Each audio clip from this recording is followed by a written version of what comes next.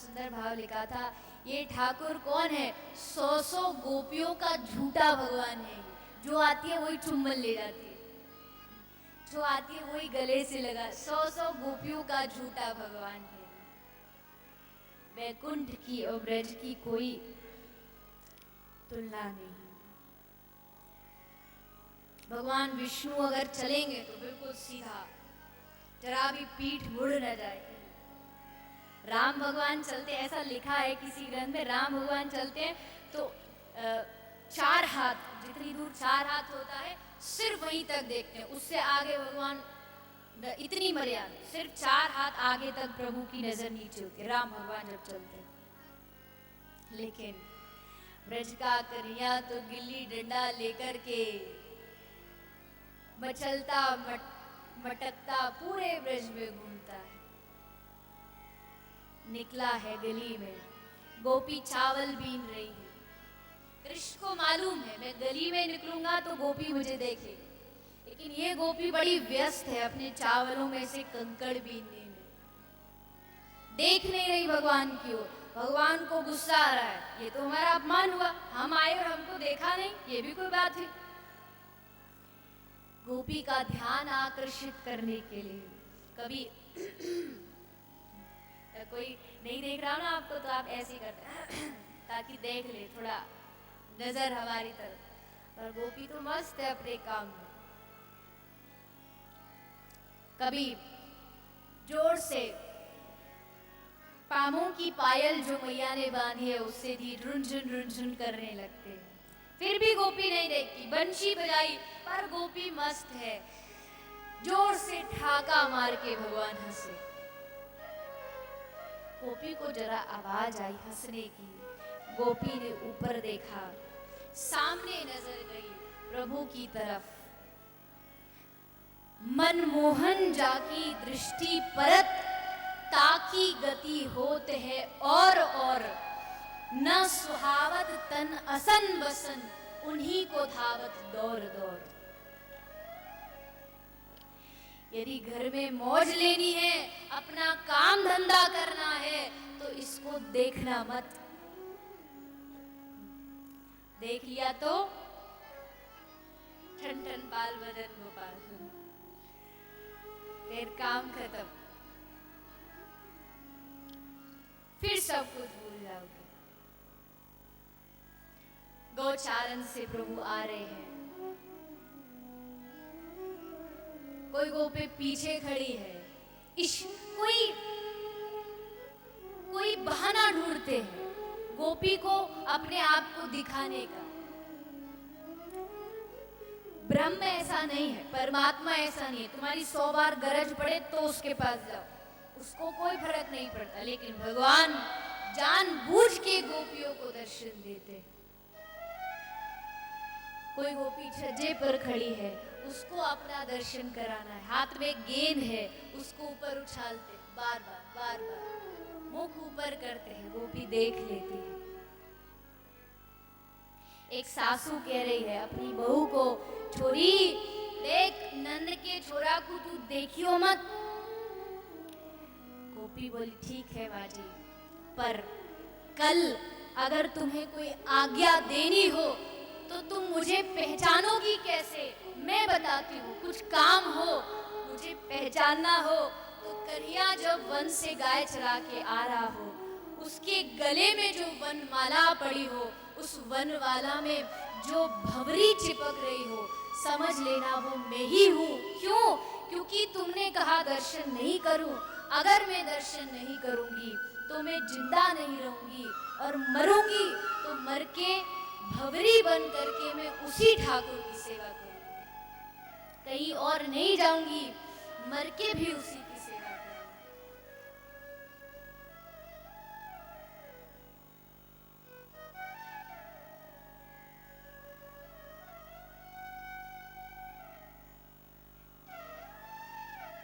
बरसाने में एक गोपी रहती थी, मालती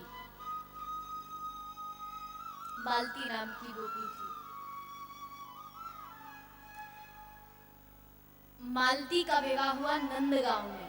ठाकुर जी के मित्र के साथ, ठाकुर जी के मित्र का नाम था सुंदर, उस सुंदर के साथ मालती का विवाह हुआ था। तो एक दिन सुंदर बड़ा बन ठन के जा रहा था नंदगांव से, रास्ते में मिल गई ठाकुर जी। ठाकुर जी बोले, अरे सुंदर, आज बड़ो बन ठन के कहीं जा रहे हो भैया, कहाँ जा रहे हो? बोले, लाला आज हम अपनी ससुराल को जा रहे हैं, आज हमारो गोना है। पहले तो छोटी उम्र में ब्याह हो जाए, फिर बाद में गोना करके वो ले जाती थी, वो ले जाता था पति। तो बोले, आज अपनी बहू को लेने जा रहे हैं हम ससुराल में। ठाकुर जी बोले, लाला तू ससुराल का होवे? लाला सुंदर बोलो, लाला बड़ी भयंकर चीज होवे। के एक बार जिस आदमी को जहां से धोखा मिल जाए वो दोबारा वहां जाता नहीं, पर क्या करे भैया, ससुराल तो बार बार जाना ही पड़ता है, मजबूरी है।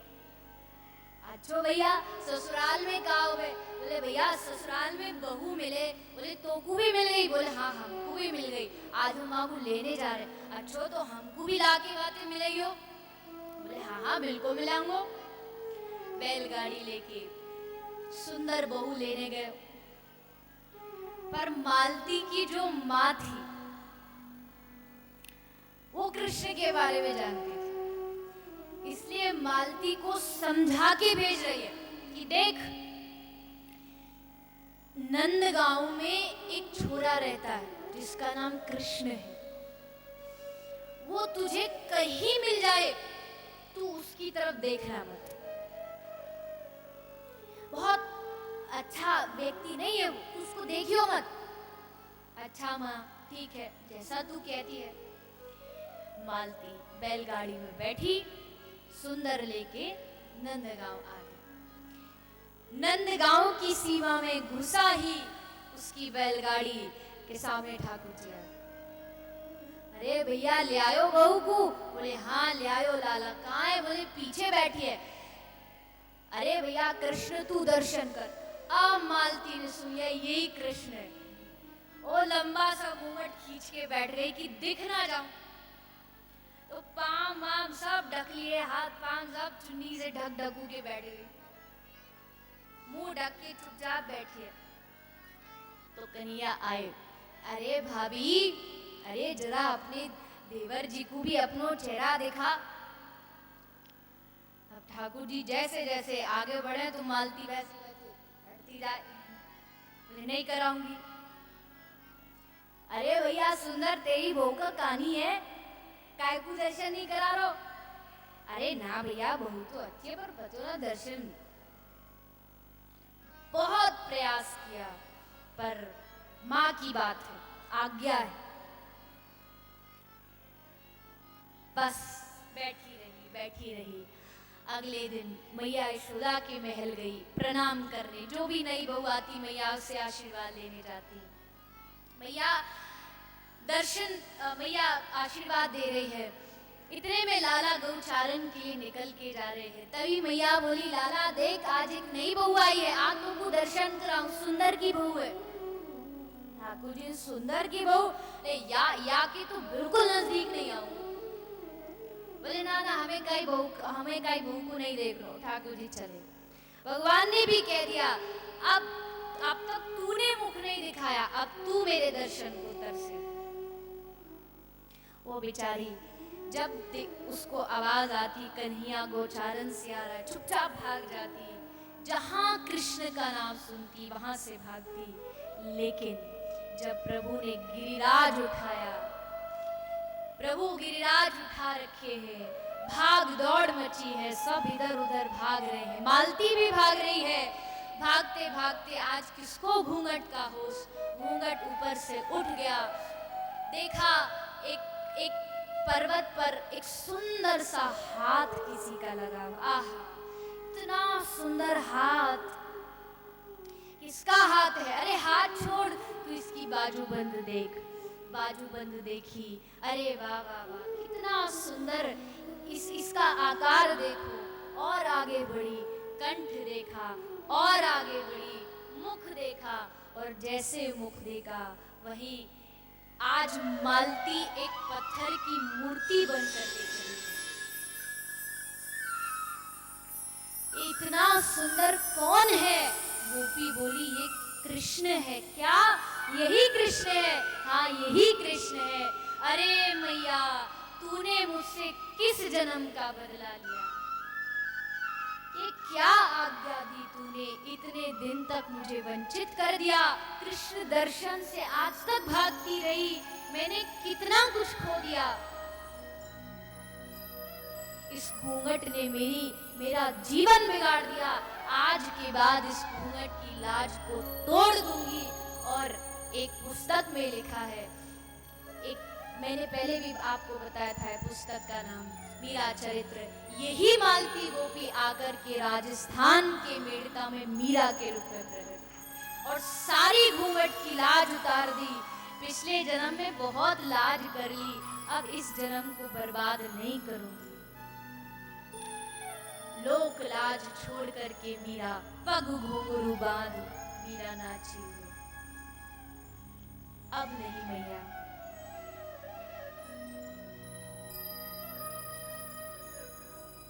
ऐसा मालती गोपी का वर्णन।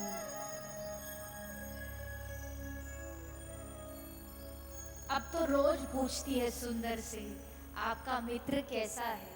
और देखिए, ब्रज में किसी के अंदर कृष्ण के प्रति कोई द्वेष नहीं था। सब कृष्ण से प्रेम करते। कृष्ण की चर्चा का सबको मौका चाहिए होता था। सब बैठ जाते थे, गोपियां बैठ जाती थी कृष्ण चर्चा के।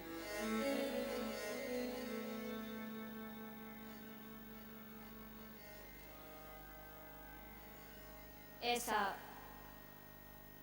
ब्रज का आराध्य, ब्रज का इष्ट कौन है? आराध्यो भगवान ब्रजेश तनयः तद्धाम वृंदावन रम्या काचिद उपासना ब्रज वधू वर्गेन या कल्पिता। श्री चैतन्य महाप्रभु कह रहे हैं कि ब्रज का आराध्य कौन है?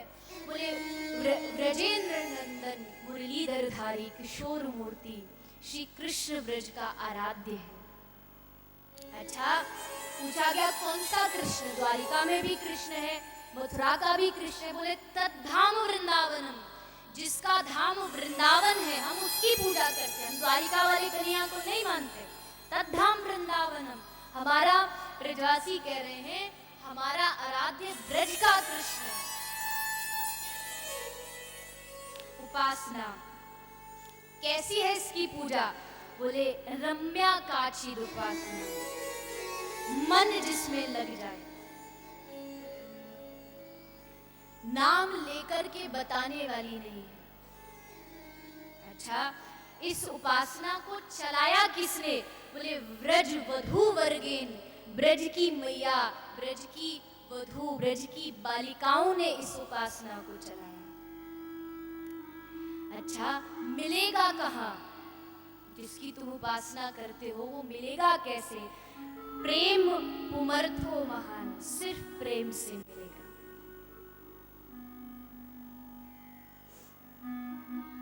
जैसे एक रसगुल्ले को चाशनी में बोर दो तो पूरे रस से भर जाती है।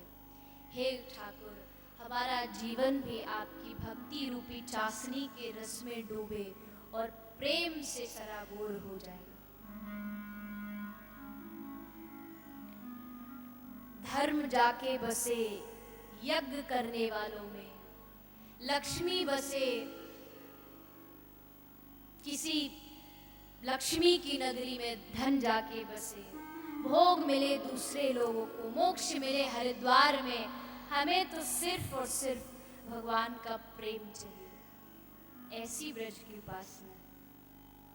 इसीलिए ठाकुर जी ने इस रस को और बढ़ाने के लिए ब्रज में माखन चोरी की लीला प्रारंभ की। अद्भुत लीला है, कैसे भगवान गोपियों के घर जाते माखन चुराने के लिए, कभी प्रभावती के घर तो कभी माधवी के घर, कभी मालती के घर, सबके घर जाकर के प्रभु माखन चुराते हैं। गोपी कन्हैया को चैलेंज भी करती है कि असल बाप को हो तो आज मेरे घर आई हो।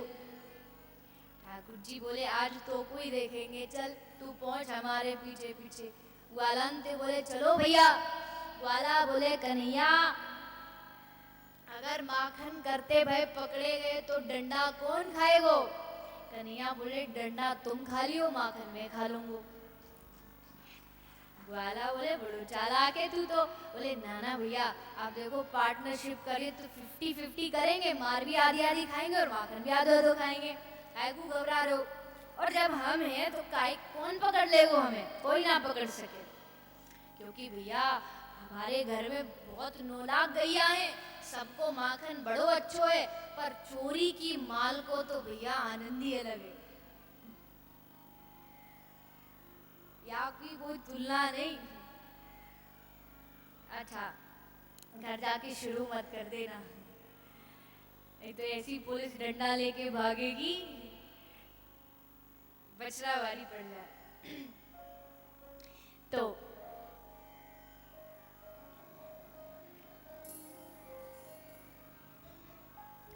भगवान गोपियों के घर जाते हैं माखन चुराने के लिए। आइए हम सब भी प्रभु से प्रार्थना करते हैं कि भगवान एक दिन हमारे घर भी आए और माखन की चोरी करें। इसलिए निमंत्रण देते हुए भगवान को, एक दिन तू मेरी गली आ जाना, आ जाना, मेरा भी माखन तू खा जाना। एक दिन तू मेरी गली आ जाना, आ जाना, मेरा भी माखन खा जाना। एक दिन तू मेरी गली आ जाना, आ जाना, मेरा भी माखन तू खा जाना।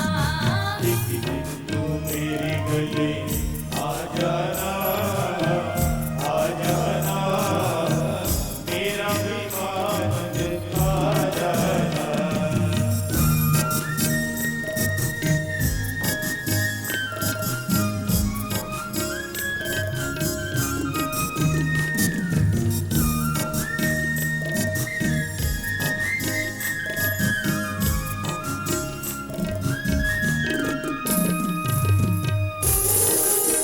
सभी हाथ से सेट करें।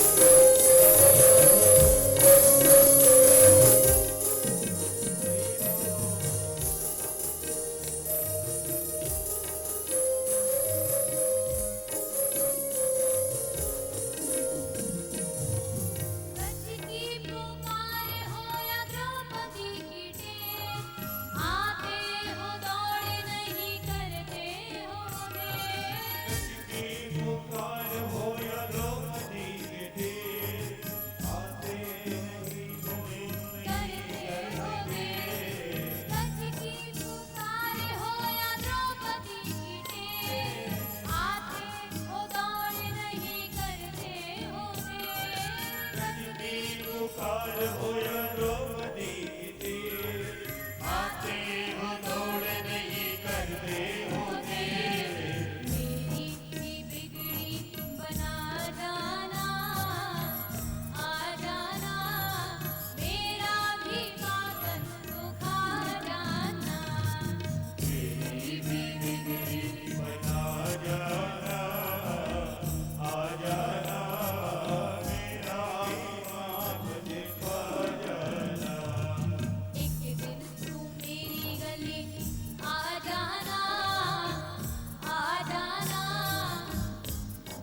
माखन तो खा जाना। देखो ऐसे तो भगवान आने वाले नहीं, जब आप पुकारोगे आपकी आवाज उन तक पहुंचेगी तभी तो आएंगे। अब हम गाते रहे तो कहाँ से आ जाएंगे?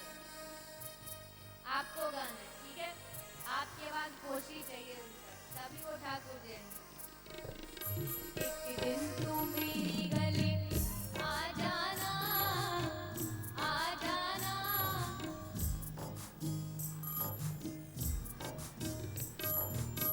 शायद इधर वाले भाइयों को नहीं बुलाना ठाकुर जी, बुलाना है तो ऐसे चुपचाप बैठे रहिए, पूरी ताकत लगा के।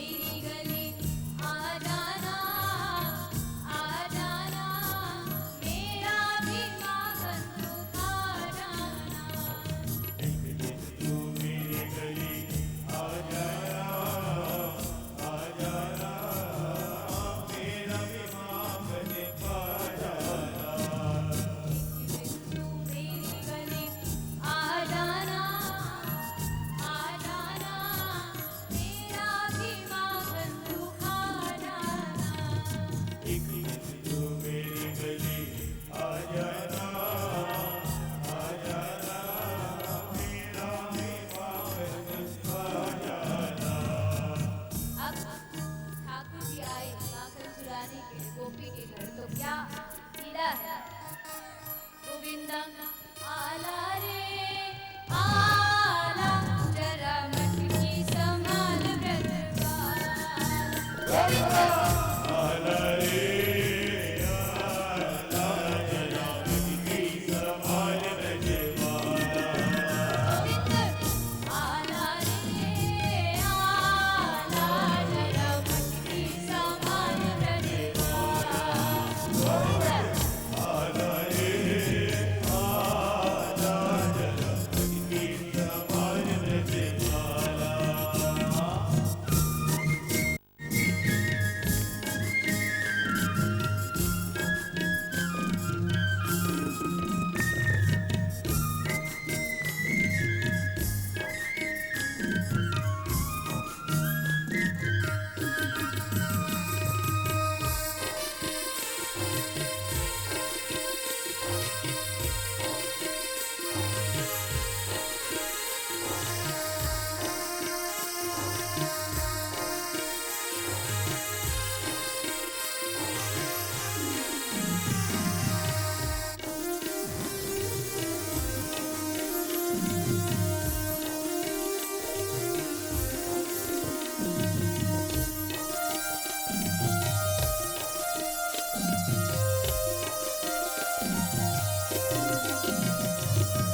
एक दो तीन चार, दाऊ दयाल संग चले होशियार।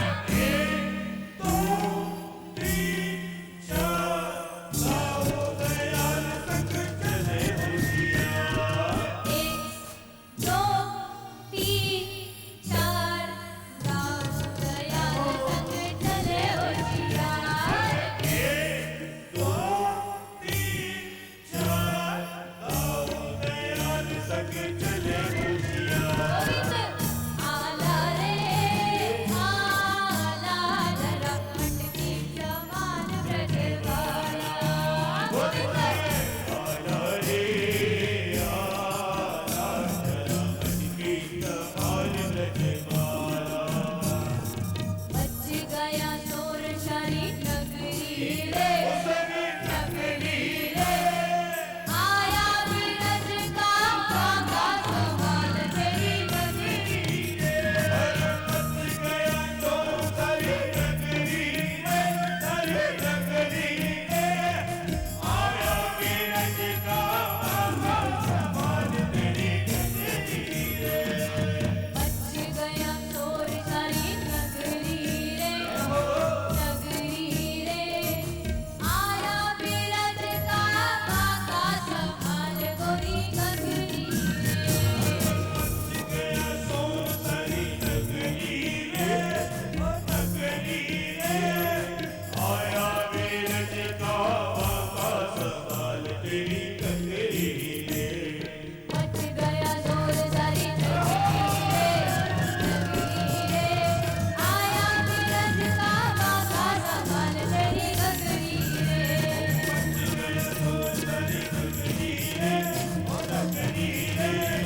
आया बीरज का बाबा संभाल तेरी नगरी रे। आया बीरज का बाबा संभाल तेरी नगरी रे। आया बीरज का बाबा संभाल तेरी नगरी रे। आया बीरज का बाबा संभाल तेरी नगरी रे। आया बीरज का बाबा संभाल तेरी नगरी रे। बोले शिवांगन चोर भगवान की। सभी भाव से अपने अपने स्थान पर शांतिपूर्वक बैठ जाएं। राधे राधे। सभी से निवेदन है कृपया अपना यथास्थान ग्रहण करें। बड़ा ही पावन सा भजन हम सभी श्रवण कर रहे थे और उस अद्भुत आनंद को प्राप्त कर रहे थे। आज की कथा तो वैसे भी भगवान कृष्ण की दिव्य लीलाओं की कथा है, तो हम सभी आनंदित हो रहे हैं। और एक बार मैं पुनः पंडाल में विराजमान सभी श्रद्धालु भक्तजनों का, माताओं बहनों का, यह जो आस्था टेलीविजन चैनल के माध्यम से इस दिव्य कथा का, इस सेवार्थ कथा का रसास्वादन कर रहे हैं, आप सभी श्री का वर्ण संकीर्तन टू ट्रस्ट गौ सेवा धाम हॉस्पिटल परिवार की ओर से हार्दिक स्वागत, वंदन, अभिनंदन जयपुर राजस्थान की धरा से। आप सभी जानते हैं बीमार गौवंश के इलाज के लिए, उनकी स्वास्थ्य के लिए ये पावन कथा, बीमार गौवंश के सेवार्थ ये पावन कथा आप तक पहुंच रही है। और इस पावन कथा में जो भी भक्तजन जहां से भी इस पावन कथा का दर्शन श्रवण कर रहे हैं, अपनी सद्भावनाएं समर्पित करते हुए गौ सेवा धाम में संचालित सेवा प्रकल्पों से जुड़ रहे हैं, उनके पावन नामों की घोषणा उसके बाद सीधे पुनः कथा की ओर चलेंगे। सबसे पहले मैं रुद्राक्ष वैष्णव जी के जन्मदिन की खुशी में जाम डोली आगरा रोड जयपुर से, जो कि दवाई सहयोग हेतु अपनी राशि समर्पित कर रहे हैं, अति शीघ्र मंच पर आ जाएंगे, पूज्य देवी जी से आशीर्वाद ग्रहण करेंगे। साथ ही साथ श्री मेद सिंह जी, जय सिंह जी नटवाड़ा टोंक राजस्थान से दवाई सहयोग समर्पित किया गया है, अति शीघ्र मंच पर आ जाएं। श्री पारिक जी जयपुर शास्त्री नगर से दवाई सहयोग, श्रीमती वंदना जी चांदपोल बाजार जयपुर से दवाई सहयोग, केशव अग्रवाल जी रतनगढ़ से जयपुर से ही दवाई सहयोग कर रही हैं। साथ ही साथ मैं सबसे पहले तो मंच पर बुलाना चाहूंगा हमारे कोटा से पधारे हुए सम्मानित श्री विशाल शर्मा जी को। विशाल शर्मा जी जिन्होंने अभी कुछ ही महीने पहले पूज्य देवी जी की कोटा में बड़ी ही दिव्य कथा आयोजित की थी और बड़े सुंदर तरीके से सजा के उस कथा का आयोजन किया था। मैं बहुत बहुत तो बधाई देना चाहूंगा विशाल शर्मा जी के पूरे परिवार को। निवेदन करूंगा कि मंच पर आ जाएं और साथ ही साथ विशाल जी के जो साथी हैं मनोज जी और गजेंद्र जी, उनसे भी निवेदन है मंच पर आए। विशाल शर्मा जी की ओर से बीमार गौवंश के आहार के लिए एक गाड़ी चारा सहयोग करते हुए 11,000 रुपए की राशि सम्मानित विशाल शर्मा जी गौ सेवा धाम में समर्पित कर रहे हैं। 11,000 रुपए की राशि के साथ गौ सेवा धाम के पावन प्रकल्पों से जुड़ रहे हैं, बहुत बहुत धन्यवाद। केशव अग्रवाल जी रतनगढ़ जयपुर से दवाई सहयोग समर्पित किया गया है, अति शीघ्र मंच पर आ जाएं। श्री चित्रलेखा मानव सेवा संस्थान, जिसके माध्यम से ये पावन कथा आप तक पहुंच रही है, जो आयोजन समिति के माध्यम से श्री चित्रलेखा मानव सेवा संस्थान, जिसके अध्यक्ष हैं सम्मानित सीपी बंसल साहब और सचिव हैं सम्मानित श्री केजी जोशी साहब, और इनकी ओर से बड़ा ही पावन संकल्प लिया गया है। गौ सेवा धाम में जो